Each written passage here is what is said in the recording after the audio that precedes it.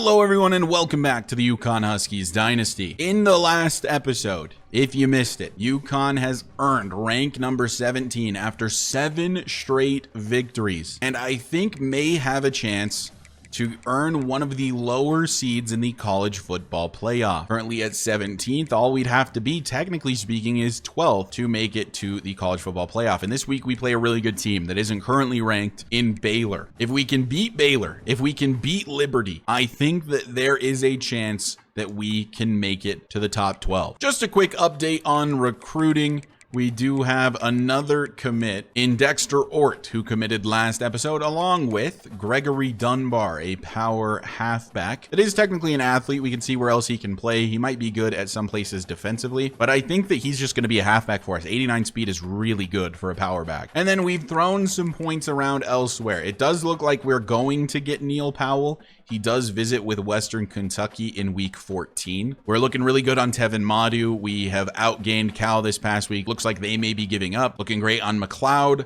Nolan Lindsay is getting pushed a little bit from Buffalo. He was only getting, I think, 25 points from me previously, so I've upped that to 60. We have now lost the lead on Josh Curran against Western Kentucky. I'm going to put 60 points into him this week and just see what it looks like next week. Otherwise, there's not a whole lot of battles going on. We're probably going to get Ty Vick this week, and we're looking really good for a lot of these other players. I think we're just having a really solid recruiting class. No complaints here. Of course, would have loved to get Tank Easy, but just was not in the cards. UConn visits Baylor to take on the Bears. If UConn wins, they have a path to the college football playoff.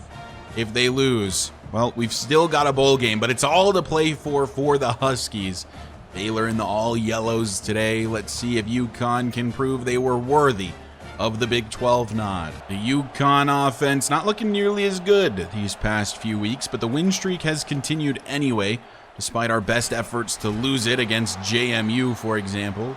This is a really, really good Baylor defense, listed at an 89 overall. They're sending a blitz. We'll try to get this to Brennan Wooten, and he does hold on. Brennan one from the 29. Handoff. Darrell Robinson cuts it back, has the first to the 34. Just got to run that methodical type of offense we're known for. It's a 1st and 10. Cam Edwards, his first carry on the day, nowhere to go. Excuse me, that was actually his second carry. I don't know why he said it was his first. Robinson in the game on 2nd and 10, and we'll try to run to the right side. Robinson gets the carry, and it's a good one. Jukes back to the outside, has open field in front of him to the 30. Who is 25? He is crazy fast. 1st and 10 and a huge pickup for Darrell Robinson, though. 2nd and 8. Evers back to throw. Wants Shamar Porter left side. Has the catch. 1st down to the 12. Now it's a 1st and 10. As Darrell Robinson back in the game, gets the carry. Has a great pickup. It's 7, already 52 yards on the ground for Robinson. Robinson, the hot hand right now, will keep him in the game. 2nd and 3 from the 5 as he gets another carry. Touchdown, UConn. A nice, slow, methodical drive. It's what we do. Touchdown, Huskies. Darrell Robinson cooking so far today. I think we might keep him in as the primary back for this game at least. That drive was elite from him. 1st and 10 Baylor. I'll show you their offense in just a second, as that one is incomplete. They are quarterbacked by redshirt freshman Adrian Missouri, who is only a 74 overall. And he's from Missouri City, Texas. Halfback 1 is Dawson Pendergrass, the senior. They also have redshirt sophomore Joseph Dodds. Wide receiver 1 is Micah Gifford. Then they have Kavion Quickly, Jaden Porter, and Micah Bell. And then the tight end is Matthew Klopfenstein. So don't get confused when I mention Missouri. We're definitely not playing Mizzou. We're playing against Baylor. But the quarterback's name is Missouri, and he's from Missouri City, Texas. This is a handoff. Pendergrass, so much running room here to the right side. Kai Stokes gets stiff-armed, and Pendergrass all the way to the UConn 47. Baylor will hurry it up. A huge run for Pendergrass. The run defense looked really good at the beginning part of this win streak. Not looking nearly as good in these past several weeks. Pendergrass, another big pickup. Probably already over 50 yards. Dodds checks into the game for Baylor, as Missouri is out of the shotgun and will hand it off to Dodds. And he's got another good carry. There is a flag down, perhaps a holding on the Bears. So 1st and 17, but 17 is about what they're averaging per run, as Pendergrass will get the carry again. Joey Terrell this time is there along with Hutchison. And that makes it a 2nd and 14. Will we finally see Adrian Missouri go to the air? We will. Has a man, Raheem Lovelace there, can't force it out, but it is 3rd and 8. From the 33, 3rd down and 8. Adrian Missouri takes the snap and looks to throw. Has all kinds of time, but now it's running out. Johnny McNulty in the backfield. Him and Hoffman combined for a sack. And it's 4th and 22 for Baylor.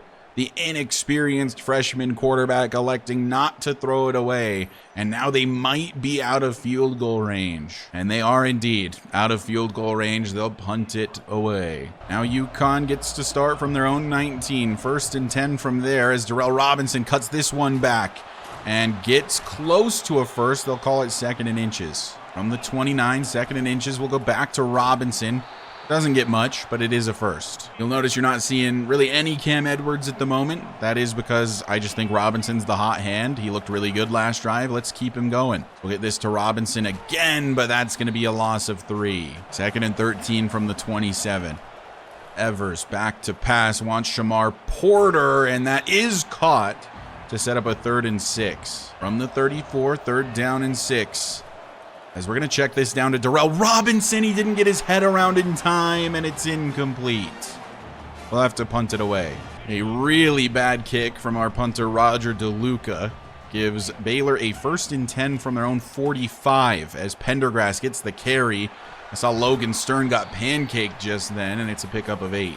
2nd and 2 from the 47 as Adrian Missouri out of the pistol, hands off Pendergrass again.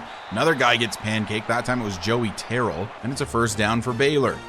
We near the end of the first quarter, 7-0 UConn still, as Missouri hands off Pendergrass again, and Terrell gets the better of him this time, a loss of 2. 2nd and 12 from the 44. Pendergrass still in the backfield, but they are going to the air, and it's a check down left side, and heading out of bounds is the wide receiver to set up a 3rd and 7. We're going past commit here. If they go to the ground, then well played. They don't. 3rd and 7 as Missouri steps up, running left side, and he's going to get the first easily. Chadwick brings him down at the 30. 1st and 10 for Baylor as they send Pendergrass out wide to the right. Looking towards the end zone, should have been intercepted by Jamie Santos. It's dropped. No touchdown, no pick, just a dead play, and now it's 2nd and 10 from the 30. Will they go Pendergrass's way? They do. Curvin's Chute can't get a hand on him. Pendergrass stiff arms Kai Stokes and goes down at the 14. They're in the red zone. Missouri changing up the play out of the shotgun. Pendergrass still in the game, but he goes out wide to the right. It is a check down to him. Raheem Lovelace makes a great play. 2nd and 14 as he hits the gritty. From the 18, it's 2nd and 14. Missouri will keep it as he's running it here. And Levain Scruggs needs to make a tackle. He does. 3rd and 8. Makes it a more manageable distance. From the 12, it's 3rd and 8. And it's a handoff up the middle. Broken tackle. Somebody bring him down. Matt Hoffman does. As that is going to be 4th and 3. They'll settle for a field goal attempt. Although from this right hash and this close, I have seen the CPU miss all the time. Let's see, it's up. No, that's good. Made sure to get it far enough left. 1st and 10 from the 24. UConn up 7-3 over Baylor at the moment. Darrell Robinson gonna break this to the outside, close to a first. Jukes to get it to the 30. 6.5 left to play here in the first half. 2nd and 7 from the 34. As Evers will look to throw and just goes quickly underneath to Shamar Porter, and that's a free 1st down for the junior wideout. 1st down and 10 from the 44. Robinson will get the carry again. Breaks 2 tackles and gets 6 yards out of nothing. Oh, but now he's seeing wear and tear again, and we're reminded of why he almost cannot be the primary back. Cam Edwards back in the game to give Robinson a breather. 2nd and 4 from the 50. Edwards gets the carry and gets a good one, has the first. 4:40 left to play as Edwards will get another carry. Jukes to the outside, makes the safety look stupid, and is just an inch short of the first. Darrell Robinson back in the game. His wear and tear is not too bad, but hopefully those couple plays off gave him a breather. 2nd and inches. Robinson gets the carry and does get the first. 2nd and 5 from the 25. And Edwards will get the carry. And sometimes, man, Ben Morosky just does not elevate to that second level like he needs to. If he just disengages from the defensive tackle and gets that linebacker, that's a free 1st. Now it's 3rd and 3 from the 23. Evers back to pass. Fires it in there for Shamar Porter, and he holds on. 1st and 10 from the 15. Evers will hand it off to Cam Edwards, who breaks a tackle and gets 9 yards. Darrell Robinson back in the game, but we're going to choose some clock here. With about 3 seconds left on the play clock, Darrell Robinson gets the carry and gets the first and goal at the 4. Managed to chew away at a lot of this clock. Just a little over 30 seconds left to play. 2nd and goal from the 4. Evers to pass. He wants Kylish Hicks. He has Kylish Hicks, and he's into the end zone. Touchdown, Huskies. We chewed a ton of clock on that drive. We found the end zone, leaving Baylor with all 3 of their timeouts in 36 seconds. It's not impossible, but it'll be 14-3, and they won't exactly have a ton of time. If you're curious, that drive was 14 plays, 7 minutes from UConn, just chewing away at the 2nd quarter, as Baylor, with an opportunity to get some points before halftime. They do start with the ball in the 2nd half, but they're just going to let the clock tick down. They might run this one more play as Missouri out of the shotgun. They will run this play, and he's scrambling, and he runs into Johnny McNulty, who gets a sack before halftime. But they didn't even try to get down the field despite having all of their timeouts. They will start with the football in the 2nd half, as now we head to halftime off the Johnny McNulty sack. 3rd quarter officially underway. And it's a 1st and 10 from the 17 for Baylor, down by 2 scores. It's a handoff to Pendergrass, and there is a flag down. Looks like it's going to be holding on the Bears. 1st and 15 from the 12 after the penalty. Raheem Lovelace in the backfield. Pendergrass for a loss.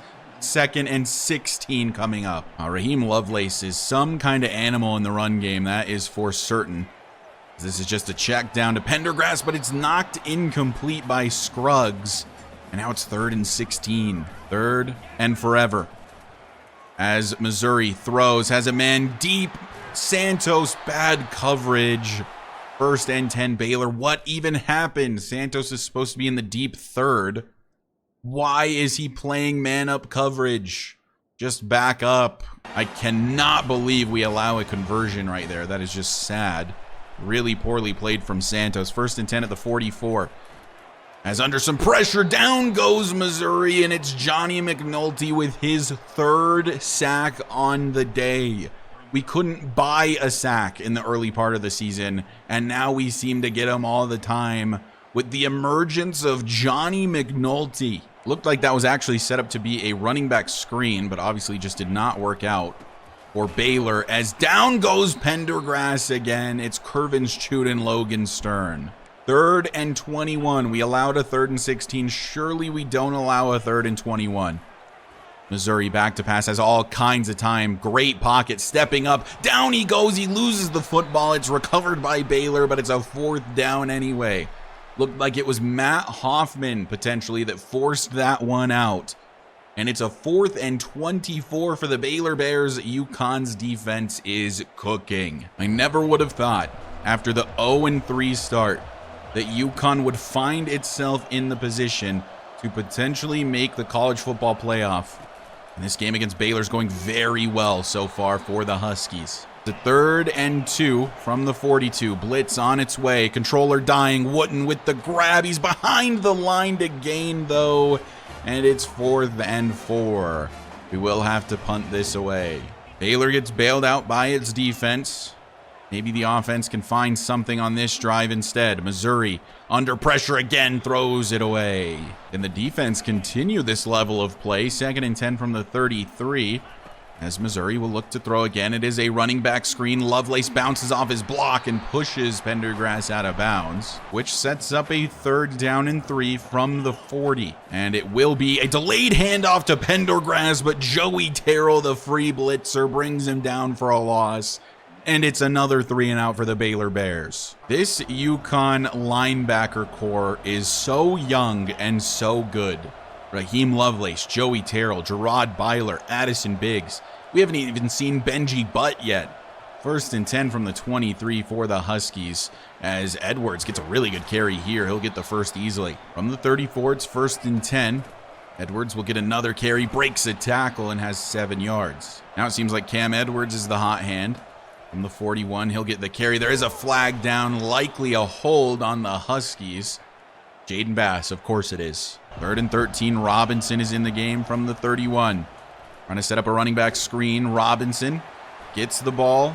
Has room, but not enough. 4th and 7. Will punt it away.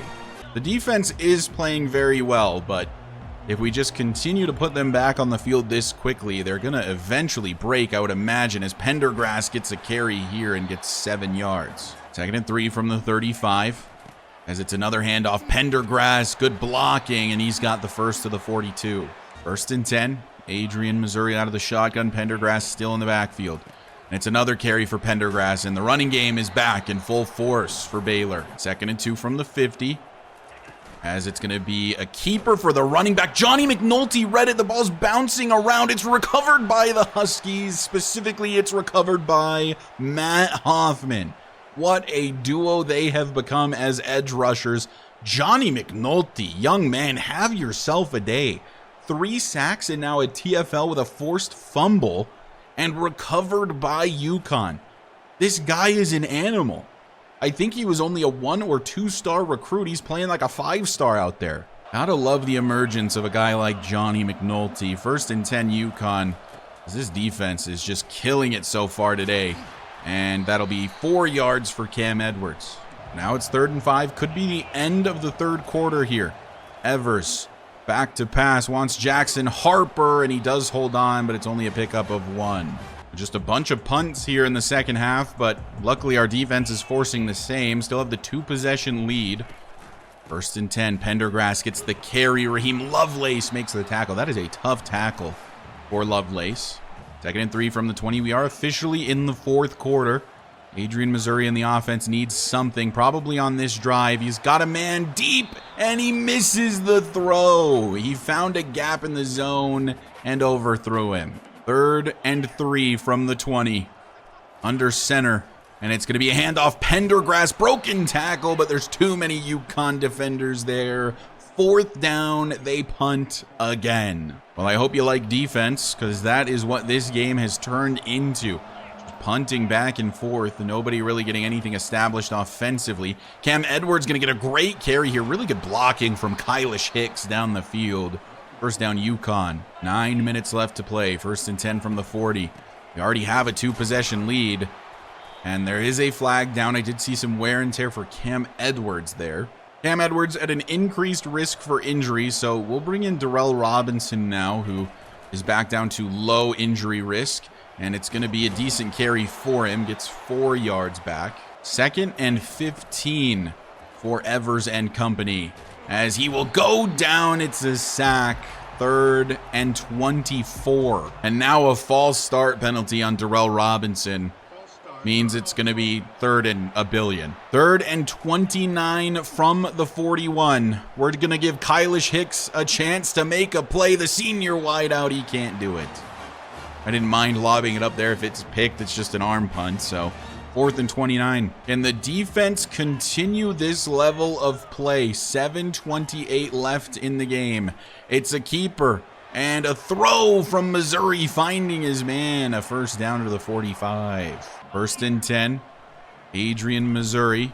Will hand it off to Pendergrass. There's really nowhere to go. Raheem Lovelace misses the tackle, though, and that allows him 6 yards instead of 0. Lovelace has been so good today.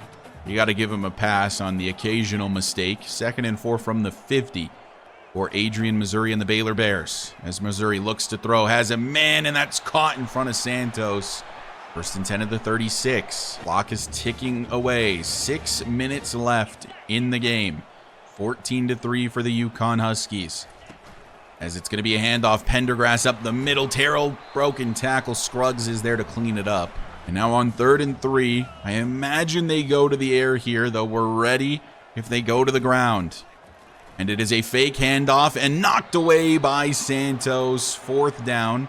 They will attempt the field goal, which does make it a 1-possession game. But this is a big kick here. If it's no good, the game's basically over. If he makes it, there is a chance for Baylor, especially considering how good their defense has been, and that is money. Right down the middle, 14-6.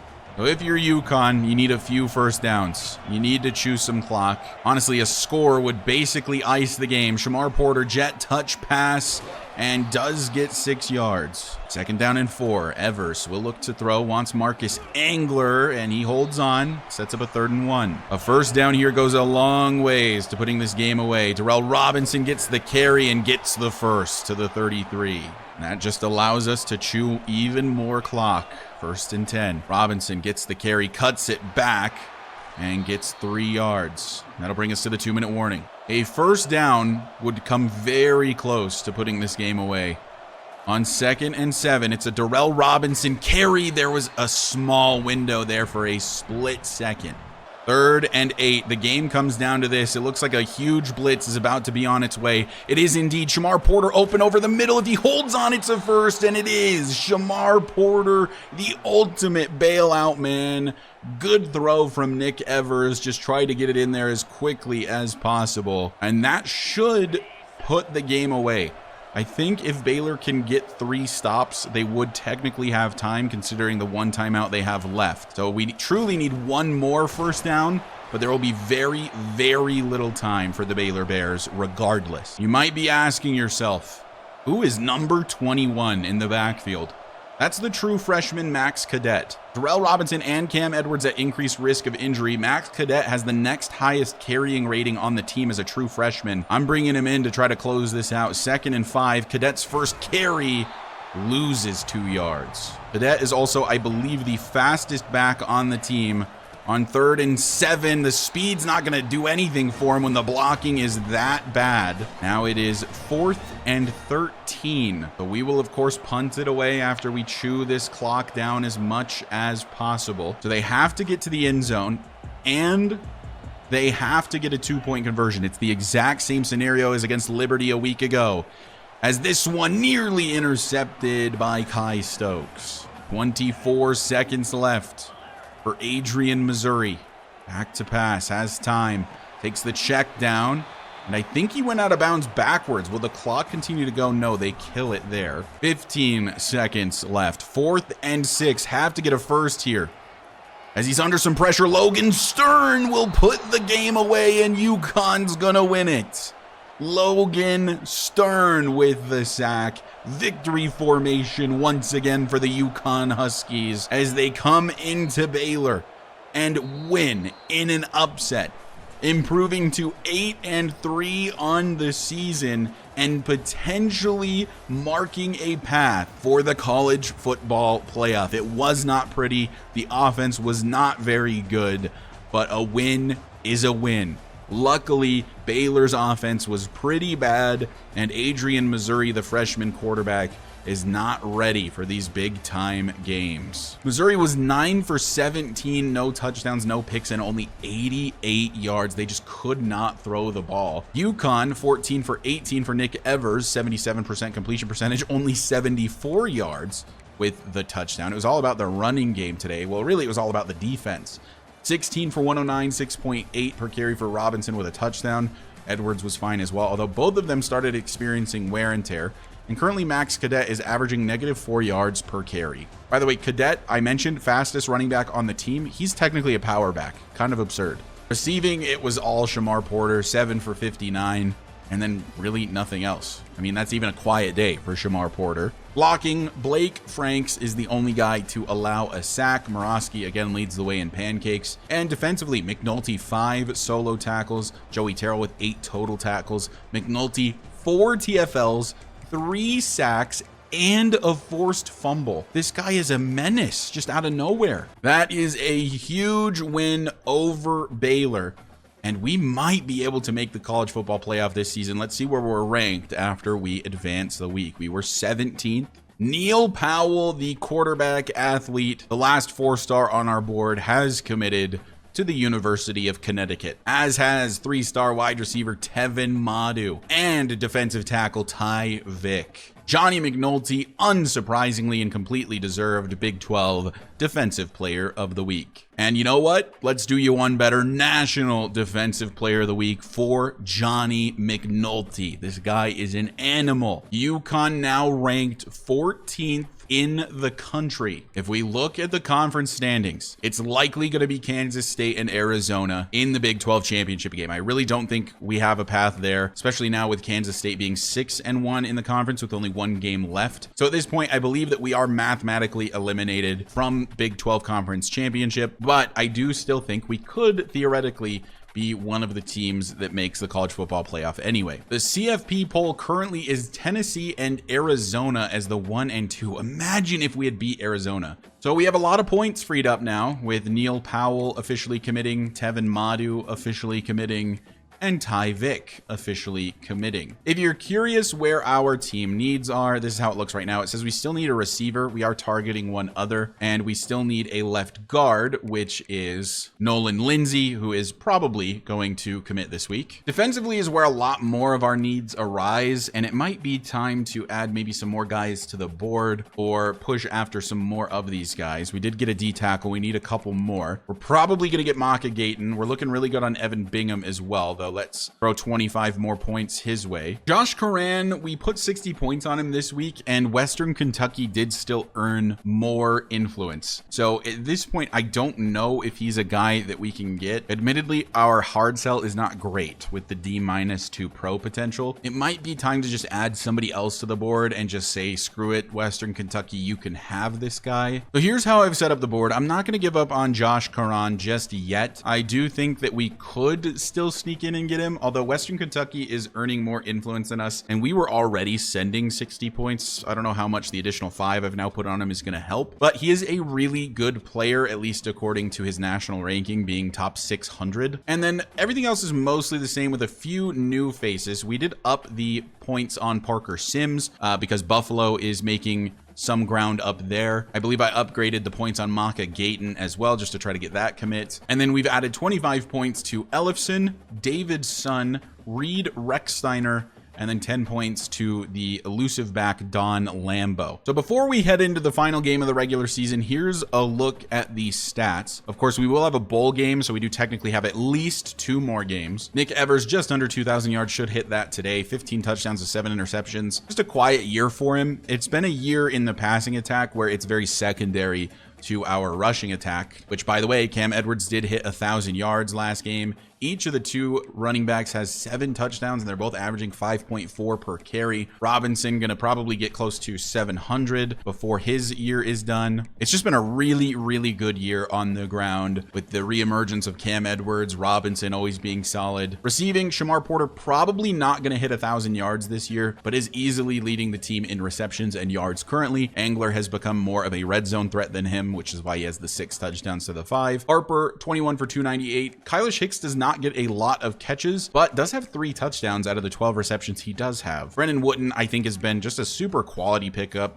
I know he hasn't done a ton, but he seems to get like 1 or 2 grabs a game, and they're always pretty crucial. Defensively, Joey Terrell leading the team in total tackles with 94. Raheem Lovelace in second with 80. TFLs led by Curvins Chute. Then you got Hoffman with 16. McNulty is all the way up to 15. Terrell 13. Stern 12. Our sacks leader is now Johnny McNulty with 7. This kid is a stud. If you don't remember Johnny McNulty, let's remind ourselves he was a 1-star high school recruit. I believe he was an auto commit in year number 1, where we just offered him the scholarship and he said, yes, please. He only has normal development and he's got a super low ceiling, but he is playing out of his mind recently. Obviously, he has some places he can improve in finesse moves and especially in power moves. He really is never going to be that good of a player. Probably peak around like 83-ish overall. But if he plays how he's playing, I don't care what his overall is. Leader in interceptions, Jarvarius Sims with 4. And the leader in pass deflections is Kai Stokes with 9. And Johnny McNulty has forced 2 fumbles on the season. Hoffman has forced 1 and recovered another. The career record at UConn for passing touchdowns is held by Dan Orlovsky with 84. I'm curious to see how close Nick Evers is to breaking that. He is at 83. Nick Evers is 2 touchdown passes away from breaking the record for passing touchdowns by a UConn quarterback. Between this next game and a bowl game, he should break that record. It's time for the final game of the regular season. The final game at Rentschler Field for a number of these seniors, including Nick Evers, Cam Edwards, Curvins Chute, Matt Hoffman, Jarvarius Sims, Kylish Hicks. The list goes on. And the Huskies, with a win, could find themselves in the college football playoff. The two newcomers to the Big 12, UConn and Liberty. UConn 8-3, bowl eligible, having maybe the best season of the series so far. Liberty really struggling down at 2-9, no way to get a bowl game, just trying to play spoiler for us. 2nd and 8 from the 24, we're back to pass with Evers, and he wants Angler, has Angler, and that's a first to the 42. 1st down and 10.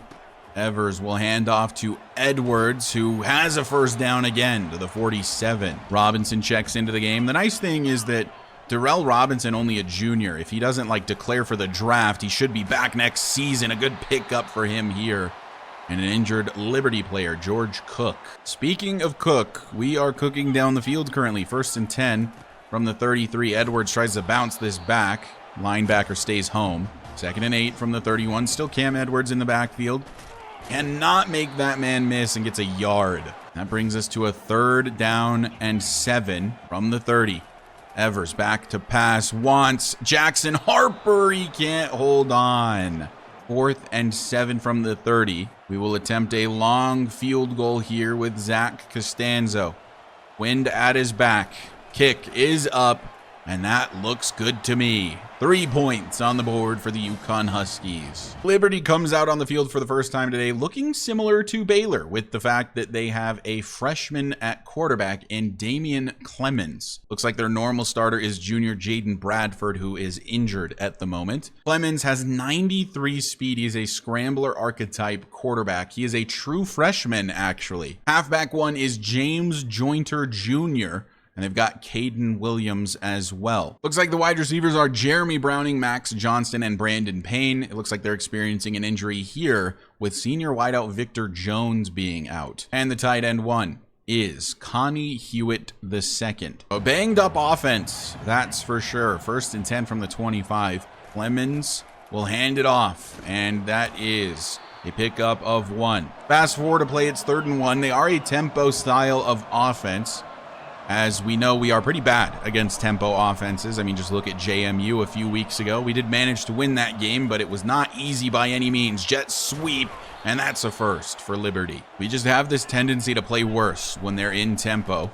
This is going to be a handoff, and a huge lane up the middle, a huge pickup for Liberty. It's Robert Iodele, and he's still in the backfield here on 1st and 10 from the 41. As Liberty is cooking so far. Clemens back to pass. Throws and incomplete. Swatted away by Levain Scruggs. 2nd and 10 from the 41.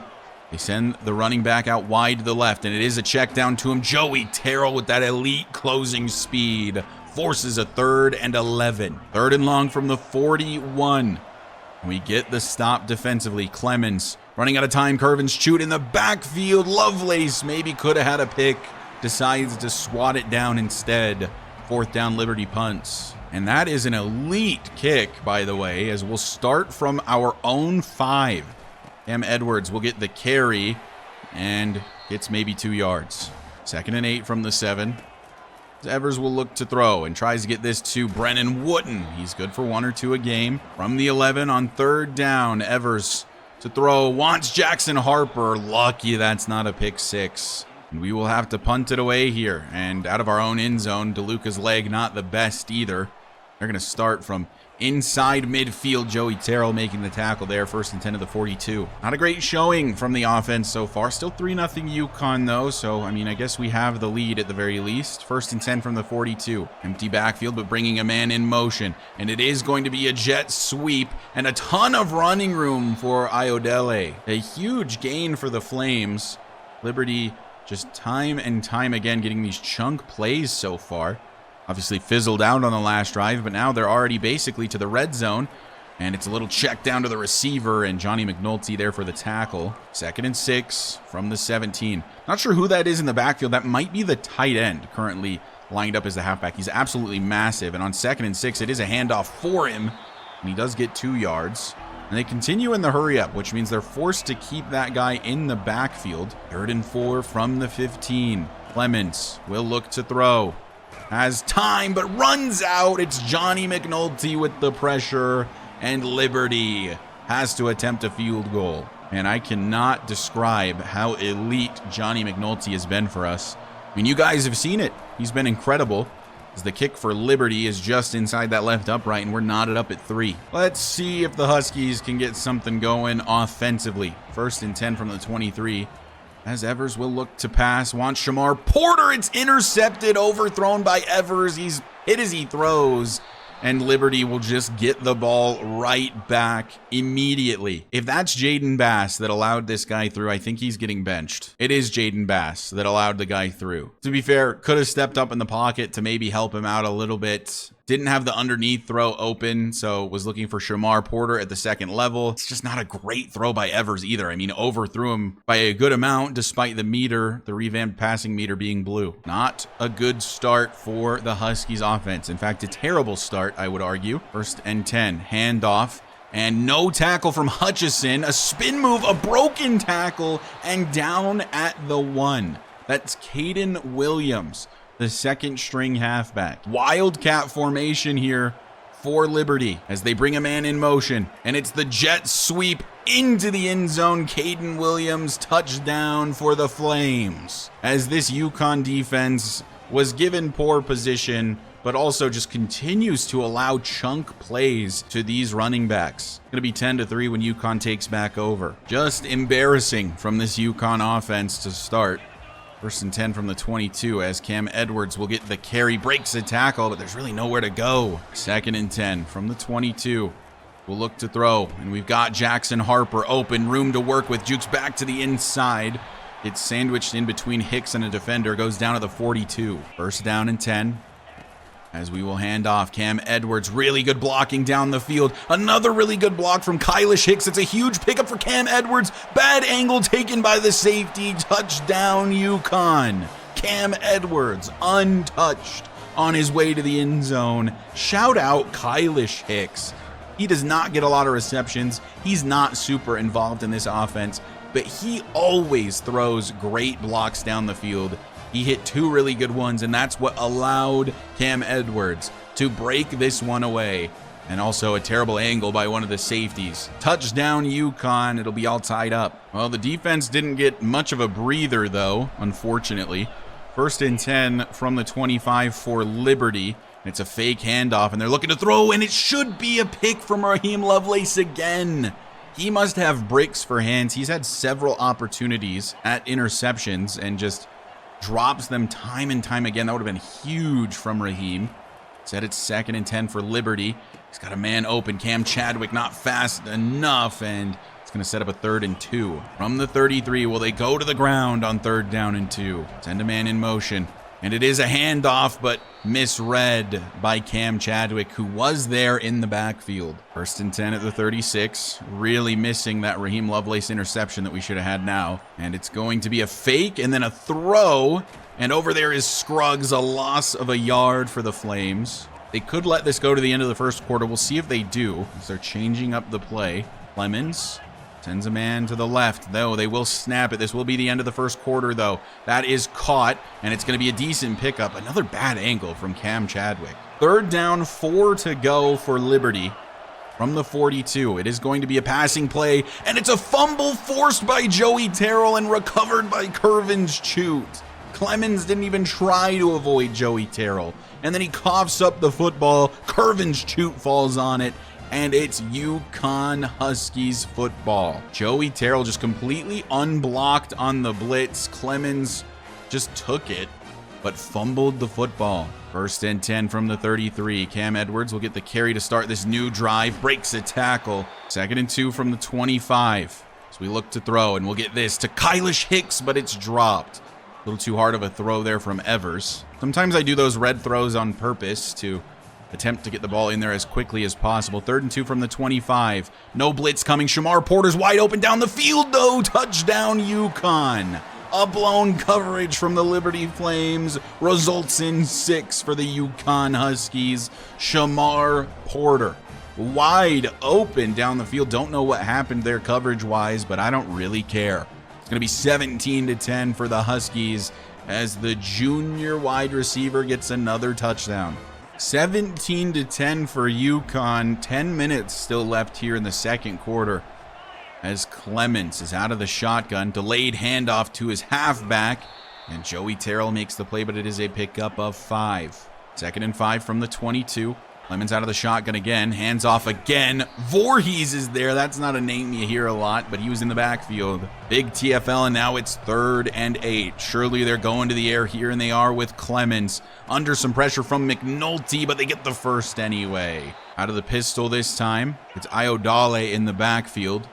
Clemens brings a man over, hands off Iodale, but Chadwick is there along with Curvins Chute. By the way, Chadwick, as far as I can remember, is a junior. I'll double check that, but I believe he'll be around next season as well. Voorhees again with a TFL. 3rd down and 12. From the 27, Clemens. Back to pass, Curvins Chute is in the backfield. Under pressure, down he goes. There is a flag down, it's on Liberty.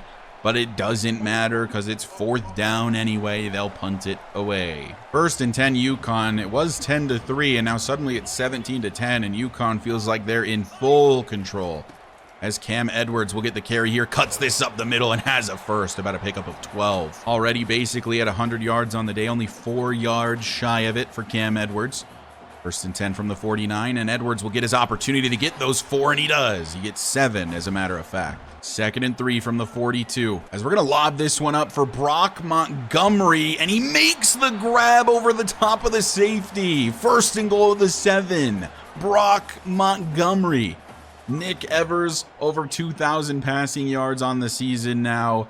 What a grab by Brock. Brock Montgomery, a redshirt sophomore, so you'll probably see a lot of him starting next season. 1st and goal from the 7. Darrell Robinson gets the carry, cuts it back, and untouched into the end zone. Touchdown, UConn. I don't know where this came from. The game did not look like it was going very well, and like that, the snap of a finger, suddenly UConn is dominating Liberty. It's going to be 24-10 now. 1st and 10, Liberty.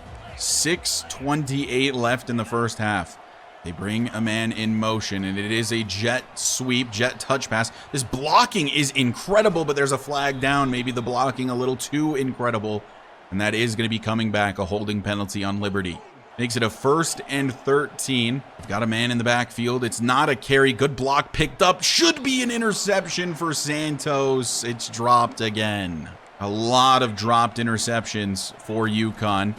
This one is a handoff and had some running room, but McNulty slows him down. It's 3rd and 8. From the 20, as Clemens is out of the shotgun, Shirley going to the air. And finding his man, but Scruggs playing underneath. And that is a 3 and out for Liberty. A good return from the redshirt freshman corner, George Kiki. Sets up UConn with a 1st and 10 at the Liberty 49. So already good starting field position, but no gain here for Edwards. 2nd and 10 from the 49 as Evers steps up in the pocket, and he's going to scramble here. And 3rd and inches upcoming. Darrell Robinson in the game, our 3rd down back. And on 3rd and inches, he will get the first. Robinson will stay in the game on this play. On 1st and 10 from the 38, he is going to get the carry. It kind of bounces off of Franks there and into a defender. It is good for 5 yards, though. 3rd and 4. Evers back to pass. He wants Angler. Hit as he throws. Angler makes that grab. No way he drags the toes there.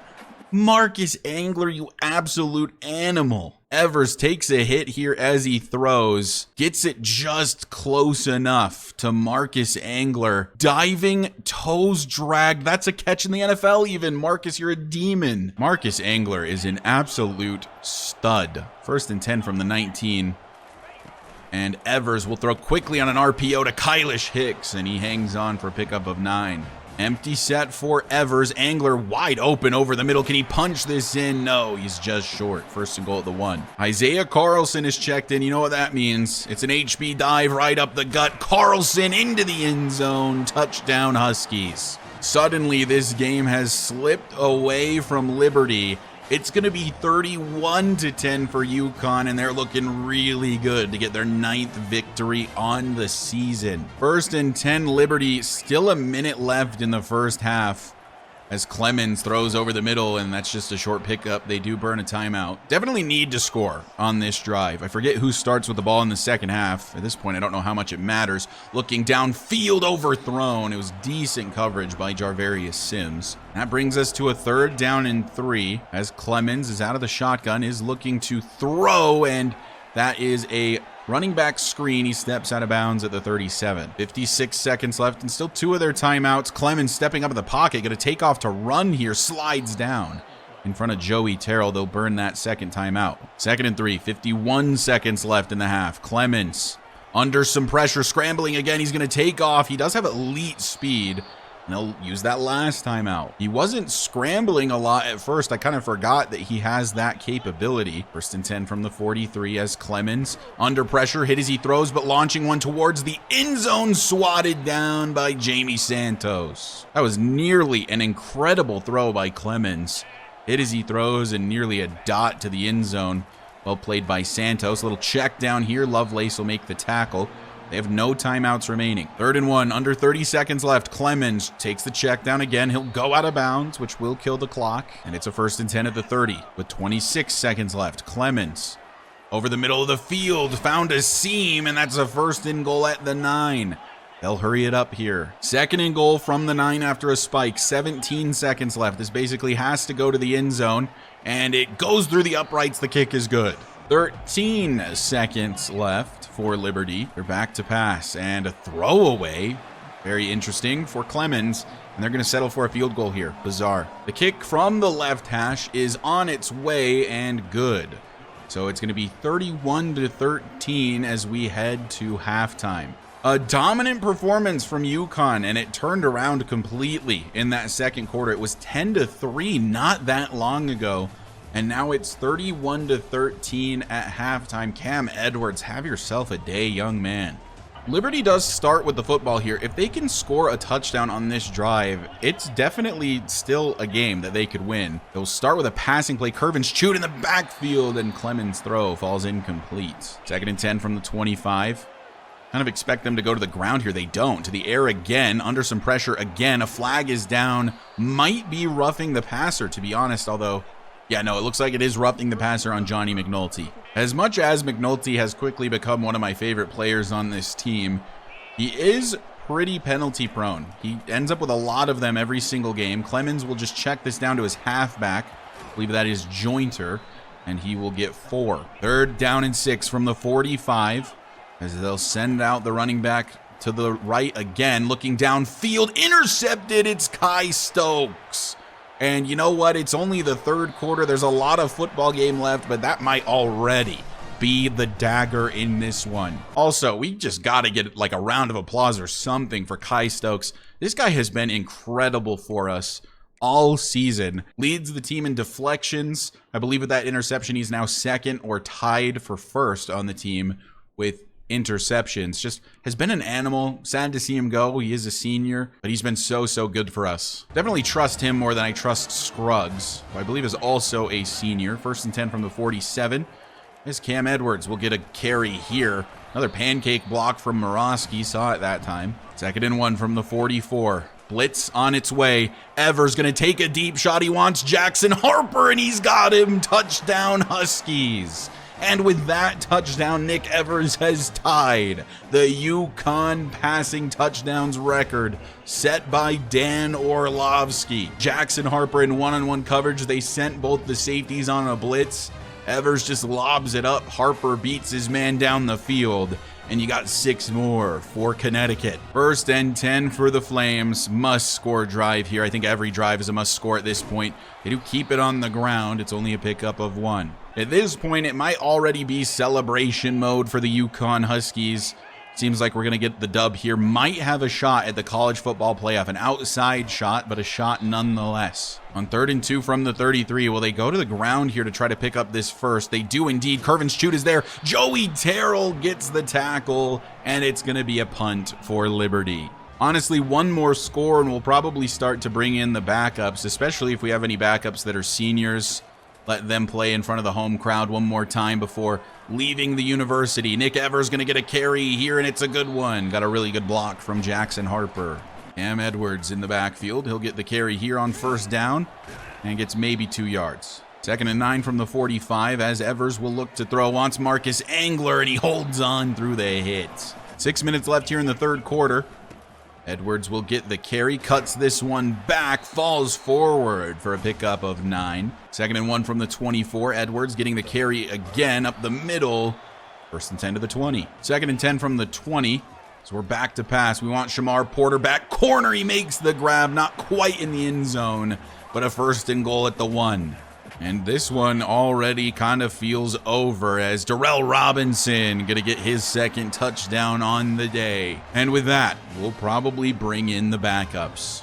At this point in the video, I'll probably put a timestamp on the screen if you want to skip to the end of this game and kind of see the results. But if you want to hang out, see the rest of this game, I'm going to put in a bunch of seniors right now and maybe some other guys who haven't gotten much opportunity to play and give them the chance to show off a little bit, including Tucker McDonald. I know he's not a senior, but he is technically in the running to be the starting quarterback next season. I haven't talked much about him. He's going to get the nod at quarterback, I think, for the rest of the today. We could bring in Tobin, but I'd rather not. Let's give Tucker McDonald his chance, because if he doesn't earn the starting job next season, this might be one of his few opportunities to play. In terms of senior halfbacks, there is Mel Brown. Cam Edwards, I think, can stay in because he's also a senior. Just want him to get as many opportunities as possible. There's really no other senior wideouts outside of Kylish Hicks, but we'll bring in some other guys that we haven't really seen this season. I'd love to see some of these freshmen, honestly. So let's bring Brian Domino up to wide receiver 2. Dalton Skmizniak will be wide receiver 3, and then let's give Terry Overhauser some chances as well. At tight end, Brendan Wooten will become the tight end 1, and we'll bring Trey Keenan in to be the tight end 2. Our linebacking core is super young, regardless of who we play. But let's bring in like Gerard Baylor, who hasn't gotten to play a lot, although apparently he starts at right outside linebacker. I feel like we don't see him ever. And I want to see some Benji Butt. I'm going to leave the corners the same. Most of our corners are freshmen anyway. I think because Kai Stokes is a senior, I will let him remain in. Plus, there's no other safeties that are seniors that could play. Same with Levain Scruggs. Kind of a plethora of seniors that will get to play in front of the home crowd. And now that I'm thinking about it, I need to change out the like sub linebackers and whatnot. Now it is officially changed the way I want it to be. Clemens, man in motion, and he will hand it off on the jet sweep. That's going to be a pickup of 9. You'll see a lot more of Timothy Passmore Jr. now, as well as Nathan Voorhees, Matt Hoffman. It's an all-senior defensive line at the moment. That's Addison Biggs, the redshirt freshman, making the tackle. We haven't seen a lot of Addison. He is very fast as well. Joey Terrell has 91 speed. Addison Biggs has 90. So he's the 2nd fastest linebacker on roster, as this is going to be a carry for, I think that's the tight end, and it's a 1st down for the Flames. From the 41, 1st down and 10. Man in motion, and then it's going to be a handoff up the gut. Addison Biggs is there, and he's going to make the tackle. Addison Biggs is a very interesting player, actually. He's kind of a mix between Raheem Lovelace and Joey Terrell. He does a little bit of what each of them do, but not quite as well as either, as Gerard Byler gets absolutely cooked here. By the way, we do now have the ability to change player numbers for anyone who is recruited by us. If it's a real life player, we can't. But guys like Addison Biggs, who gets another TFL, we could change their numbers if we want to. So let me know what you think. I kind of like letting them kind of pick their own numbers. I think it almost adds like a personality to this fake player. Kind of fun. Addison Biggs, oh my God, he got juked so bad. He should have had a tackle there. 3rd and inches. From the 26, 3rd and inches, I'm run committing. It's probably a bad decision, but we're doing it anyway. And it is a handoff up the middle. It's Addison Biggs. He makes the play, forcing a 4th and 2 for the Liberty Flames. That should bring us to the 4th quarter. I wonder if they'll still kick the field goal. They might kick it before we get to the 4th quarter, actually. I would assume now that it's the 4th, they're going to be going for it. They are indeed. I'll go ahead and pass commit here. I'm getting a lot more lax on the commentary. I'm sure you understand. This game's pretty much over. I just want to show off certain players. Cam Chadwick makes the tackle there. I'm excited to see the offense and see what Tucker McDonald can do. He really does have a chance to be the starter next season. He is probably, oh my God, this is going to be a touchdown for Liberty. It is indeed. Wow, what a play by the Flames. The run blocking was absurd. But Tucker McDonald, like I said, he's like the closest in terms of ability to Nick Evers. So like he could easily just take over the Nick Evers role and we could run a very similar offense next season if we want to. By the way, don't worry. I won't let this game get out of hand. If it starts getting close, I'll lock back in. But here we go. It's Mel Brown, who is a senior halfback. And Tucker McDonald, a junior quarterback. Brown will pick up 4. I would have left Evers in because he is a senior, and obviously I'd like to let the seniors play as much as possible, but at the same time, we can't really risk him getting hurt. We need him for whatever bowl game we have, or if we do manage to make the college football playoff. 1st and 10 from the 35, and Mel Brown gonna get the carry, bumps into Jaden Bass, gets a yard. 2nd and 9 from the 37. Donald back to pass. Lobbing one up, Dalton Skmizniak has a step. Is it overthrown? It's just a touch overthrown from Tucker McDonald. Man, Skmizniak had his guy beat. Would have been an easy touchdown. McDonald overthrows him. Mel Brown gonna get the carry, does not get the first, and we'll have to punt it away. I might bring the starters back in if they manage to score on this drive, but actually they have brought in their backups. That is their backup quarterback and halfback. The whole backup squad is in the game for Liberty. So they've clearly given up, even though I think this is still technically a winnable game for them. I know they're down 25. Don't want to let this game get too close, you know. 1st and 10 from the 39. They're back to pass. Under some pressure and a throw. Cam Chadwick makes the tackle, but still a completion. So this quarterback is Antoine Aurora, another redshirt freshman who is more of a true pocket passer type, even though his tendency does say scrambler. He only has 78 speed. I wouldn't call that a scrambler. As on 2nd and 10, he looks to throw again. Curve and shoot in the backfield. Santos should have had a pick 6. Instead, it's 3rd and 10. We're talking about guys I'm like excited to see play. One of those guys is Terry Overhauser. He's a true freshman this year, was redshirted, as that's going to be a touchdown for Liberty. Cam Chadwick getting absolutely dusted, despite the fact that that's cover 3 and you just have to play the deep zone. That's all you have to do. Touchdown Liberty, as now we might have to start sweating a little bit. But back to Terry Overhauser. He is a true freshman. He'll be a redshirt freshman next year. He has 94 speed at the receiver position, which is easily our best receiver. Mel Brown gonna break away here. Has potential to score a touchdown. Jukes back to the inside and gets into the 20 in Liberty territory. What a run by Mel Brown. This must also be the backup defense. I imagine they'll get absolutely cooked. As Cam Edwards back in the game will get the carry and gets a first. 1st and goal from the 7. McDonald will hand off. Mel Brown can't punch it in. Well, I wanted to choose some clock on this drive, but that Mel Brown carry got us too close, and we'll get this to Kylish Hicks in the end zone. Tucker McDonald to the senior wideout Kylish Hicks in front of the home crowd one last time. So UConn, after starting 0-3, has finished the season on a 9-game win streak. Will finish 9-3 on the regular season with an outside shot at a college football playoff bid. I don't know what happened in this game. It seemed like we were going to have a tough matchup in the first quarter, and then suddenly in the second quarter, we just took off, and it was game over. Scoring 21 in the second quarter, and it was just done after that. So Nick Evers does break, actually, the touchdown record set by Dan Orlovsky. He threw 2 in this game alone, meaning that he officially holds the record for UConn touchdown passes in a career. Tucker McDonald only completed 1 pass, and it only went for 2 yards, but it also went for 6 points. Rushing, Cam Edwards, 16 for 137, 8.5 per carry and a touchdown. Mel Brown did average 11 per carry, but to be fair, it was against the second string defense with still our normal offensive line in the game. Darrell Robinson, 5.6 per carry and 2 touchdowns today. Receiving, Marcus Angler, 4 for 51. Porter, 3 for 45 and a touchdown. Harper, 2 for 64 and a touchdown. Hicks, 2 for 11 and of course a touchdown. Glad he got one in his final home game. 14 pancake blocks from Ben Morosky. This guy is stupid. How do you even get that many pancake blocks? Defensively, Joey Terrell, 6 solo tackles and 12 total tackles. Chadwick with 11. Biggs coming in late in the game did end up with 5, which is pretty good. 2 TFLs, by the way, for Biggs as well. A sack for Chute and Terrell. No interceptions. Lovelace could have had 2. Santos probably could have had about 2 as well. UConn 9-3, 14th ranked before we advance. Do we make the college football playoff? That is the question. I don't know if being ranked 12th necessarily means we're just in, as Nolan Lindsay, the left guard, commits. Maka Gayton, the D tackle, commits. Those are 2 big commitments. We are currently ranked 13th, which I think means we're gonna miss the college football playoff, unfortunately. But a couple more commits, so I mean, that's pretty good. Got a D tackle, much needed. More offensive line help, very needed. It does look like we're probably gonna lose to Western Kentucky on Josh Karan unless there's something I can do, and I just don't think I can. I switched him to ascend the house instead of a hard sell since we had a D- in there. It seems like it maybe helped a little bit. Like we're gaining the same-ish amount as Western Kentucky, but I think we're just a week late.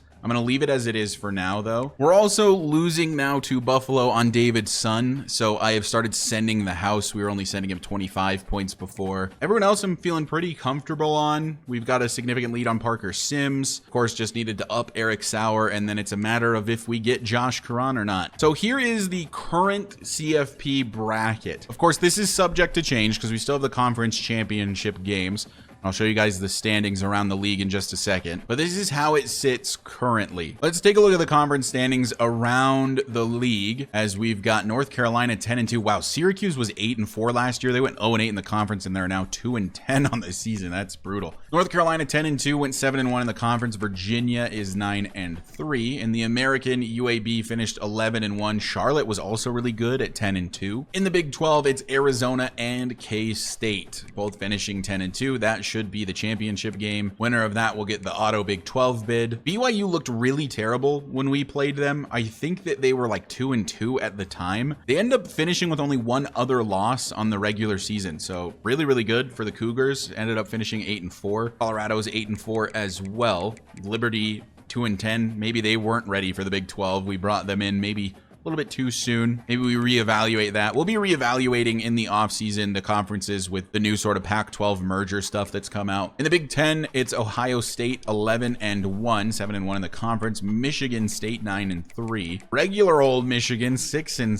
UCLA 2-10. In the Conference USA, it's Middle Tennessee State that finished 8-4. Notre Dame was 8-3. The winner of the MAC thus far is Akron. UMass is ranked. Look at us in UMass. UConn, UMass, moving on to the MAC and the Big 12, ranked teams having a 9-3 and 8-4 season respectively. You gotta love it. The sort of dwindled down Mountain West was like very even throughout. 6-6, 6-6, 5-7, 5-7.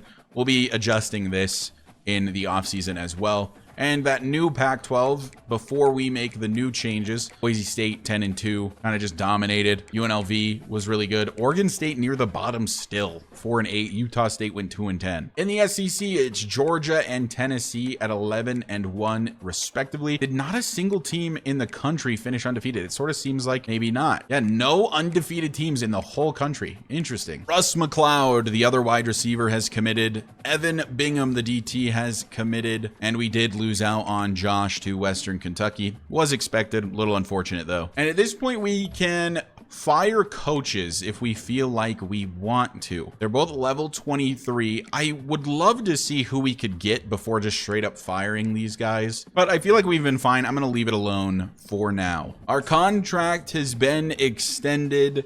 In our time as the UConn Huskies head coach, we finished 9-4, 7-6, and 9-3. We've been really good for this Huskies team. So we're still in pretty desperate need of outside linebackers. I'm going to add Taufa and Coxey to the board as well and just go pretty hard after these two. Being that we lost Karan, it's pretty desperate need at this point. We'll send the house on both of these guys just to get up the board quickly. Particularly on Sua, we are very far behind because Virginia and Rutgers have been pursuing pretty heavily to this point. Well, maybe not super heavily. We've retaken the lead on David's son, and now Buffalo is in on Don Lambo as well. Well, you cannot have my Lambo. And now there's officially no more scouting to do, as Kansas State beats Arizona in the conference championship game. And that brings us to this bracket, which I believe is now final. We did not make it, unfortunately. We were very close. If we're 13th, we are theoretically the first team out. So for the actual games of the first round, it's Oklahoma State and South Carolina. North Carolina versus Oklahoma. Arizona gets to take on Georgia because they lost to K-State. Charlotte versus Clemson. And then our 1 through 4 seeds are Tennessee, Ohio State, Kansas State, and UAB is the 4th seed in the country. So now it's just a matter of seeing what bowl game we end up with. Eric Sauer has committed. I was just talking about being worried about him. Well, no need to worry at all. Parker Sims has committed as well. Buffalo has retaken the lead on David's son. How about that? Lincoln Keenholz is the Heisman winner for 2026. The Ohio State quarterback had a really good year. 39 touchdowns to only 4 interceptions with 4,100 yards. We play Michigan State in the Alamo Bowl. Number 13 UConn versus number 17 Michigan State. That should be a really fun bowl game. But now that we know that, let's see what other games are scheduled. Here's Bowl Week 1. Louisiana versus Georgia Tech. Akron and Marshall. West Virginia versus Boise State. That's kind of a fun one. East Carolina got Miami. Kind of brutal. Baylor versus Duke. Temple and Colorado. Boston College and Oregon. Auburn and BYU. Of course, us versus Michigan State. NC State plays Notre Dame. UL Monroe plays Middle Tennessee State. Arizona versus Georgia, of course, in the college football playoff. UTEP and San Jose State. North Carolina, Oklahoma. Central Michigan versus Southern Miss. Miami, Ohio versus Old Dominion. Any other super fun ones here? Utah, USC is pretty fun. Western Kentucky versus UMass. I'd be interested to see if UMass can get a win there. But we'll sort of do a season recap after the bowl game episode during the off-season episode. But that is going to do it for this episode. Thank you guys so much for watching. I truly do appreciate the continued support, and I hope you have enjoyed this season number 3. Next episode will be a shorter one. It'll basically just be the matchup against Michigan State. We'll see if we can get another bowl victory, 2 in the last 3 years, or if we'll kind of get dominated like we did against Bowling Green. If you find yourself coming back on the regular and you aren't already subscribed, go ahead and hit that sub button for me. It does help me out a lot, and I'll see you guys in the next episode where we play against Michigan State in the Alamo Bowl.